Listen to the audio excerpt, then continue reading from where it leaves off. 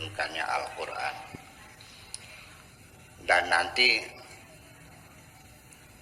dijelaskan di dalam Al-Quran bahwa Al-Quran diturunkan pada bulan Ramadan. Syahrul Ramadan alladzi unzila fihil Quran. Dan di dalamnya itu adalah ada Lailatul Qadar. Jangan salah paham menunggu Lailatul Qadar tebak-tebakan. Karena pendapatnya banyak. Ada yang tanggal 15, ada tanggal 17, ada tanggal 21, ada malam Lebaran, ya akhir malam. Nah, kalau saya sendiri secara logika saya,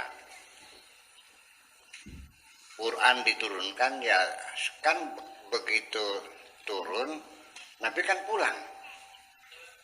Berarti kan khalwatnya sudah selesai. Berarti kan akhir puasa.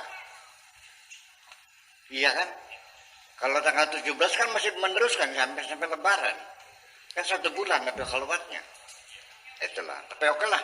Terserah mau yang meyakini tanggal 17 boleh, 19 boleh. Tapi juga ada yang mengatakan pada tanggal-tanggal ganjil. Artinya bukan tanggal genap. Ya. Dari mulai 15, 17, 19, 21, 25 dan seterusnya. Jadi sebaiknya mah menunggu Lailatul Qadar itu ya kita mulai dari awal puasa aja. Yang rajin ibadahnya, betul nggak? Ya, barangkali turunnya tanggal 5, ya kan? Akan tetapi sekalipun tahun ini mungkin Lailatul Qadar jatuh di Indonesia, ya, tetapi ketika malam Lailatul Qadar itu datang, tetapi ketika malam itu engkau sedang main gaple, ya nggak bakal dapat. Yang dapat yang sedang ibadah, yang sedang baca Quran, yang sedang taraweh, ya kan begitu, yang sedang berzikir, mungkin semacam itu. Jadi mulai sajalah. Kemudian juga sesungguhnya bagi saya ada yang lebih dari Lailatul Qadar, yaitu bagi orang yang komitmen seperti yang dijelaskan dalam surat Al-Kahfi, alladzina qalu rabbunallah tsumma istaqamu tatanazzalu alaihimul malaika. Alladzina qalu, orang-orang yang mengatakan rabbunallah, Tuhan kami adalah Allah. Yang orang yang beriman percaya kepada Allah, tsumastaqamu, kemudian dia istiqomah. Istiqomah itu ajeg, angger, konsekuen, konsisten, ya, tidak peleat-peleot, ya, tidak mencelek. Sekali bilang merah ya merah selamanya, sekali bilang hijau ya hijau selamanya, ya, enggak bergeser. Itu dijanjikan oleh Allah tatanazzalu. Nah, sedangkan Lailatul Qadar itu tanazzalul malaikatu. Tanazzalu dengan tatanazzalu hurufnya banyak mana? Nah, kalau tatanazzalu hurufnya banyak, malaikatnya banyak mana turunnya? Iya.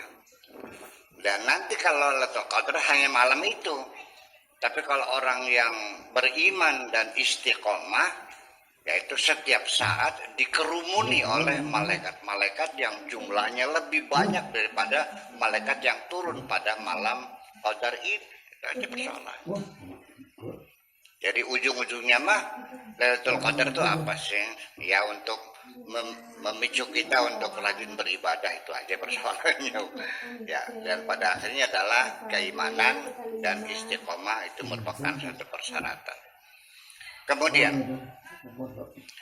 urgensinya apa malam ini kita memperingati nuzul Quran? Saya kira banyak persoalan yang kalau kita bicarakan mungkin tidak cukup 3 bulan, bicara nuzul Quran ini, karena sangat banyak sekali yang kita bicarakan. Malam ini kita fokus saja ingin melihat ya dari sisi tertentu, dari sudut tertentu, hikmah daripada nuzul Quran ini. Kalau seluruhnya nggak bisa habis. Termasuk juga pertanyaan saya, ketika malaikat Jibril datang dan menyuruh Nabi untuk membaca Iqra. Pertanyaan saya, yang dibaca apa? Itulah. Iqra bismi rabbikal ladzi khalaq, khalaqal insana min 'alaq, Iqra wa rabbukal akram alladzi 'allama bil qalam, 'allamal insana ma lam ya'lam. Yang dibaca apa? Si itu nggak mampir si Isna.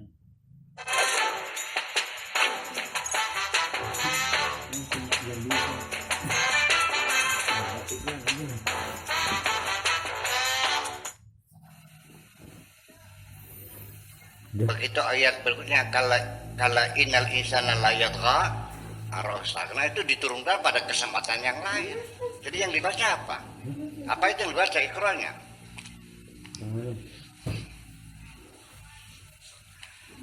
Begini, kita pakai logika, bahas aja dulu. Pak Fakar, katakan, saya minta maaf. Katakan, saya minta maaf. Betul. Sekarang Pak Fakar, katakan, saya minta maaf. Pak Fakar bilangnya, katakan, saya minta maaf. Begitu caranya. Lah ya iya. Qul huwallah. Ya Allahu ahad, bukan qul lagi. Qul a'udzu birabbin nas. Ya a'udzu birabbin nas, bukan qul lagi. Semacam itulah kira-kira. Jadi artinya jadi masih menjadi tanda tanya. Yang dibaca apa? Nah, ini makanya kita mulai dulu, kita bicara dari motivasi awal. Pertanyaan besar, sesungguhnya Nabi Muhammad berkholwat, bertapa di Gua Hira. Ya. Yang kita di Majelis Zikir Wamimah ini punya tradisi bertapa. Itu bulan Dzulqa'dah sampai bulan Dzulhijjah, 40 hari di hutan gitu.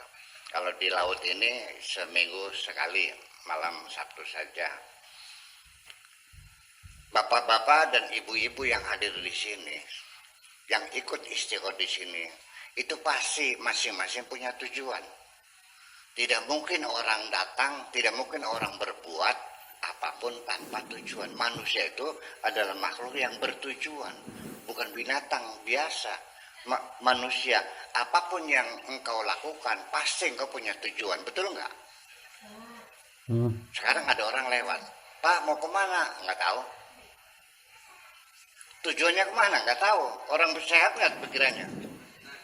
Mesti dia akan mengatakan saya mau ke pasar. Jadi Kanjeng Nabi Muhammad juga bertapa di Gua Hira. Itu tujuannya apa sebetulnya? Coba kita korek secara mendalam. Ada apa? Apakah seperti ibu-ibu datang ke sini dengan tujuan supaya cepat dapat jodoh? Atau bapak-bapak supaya warungnya laris? Atau juga datang ke sini sengaja supaya rumahnya laku dijual?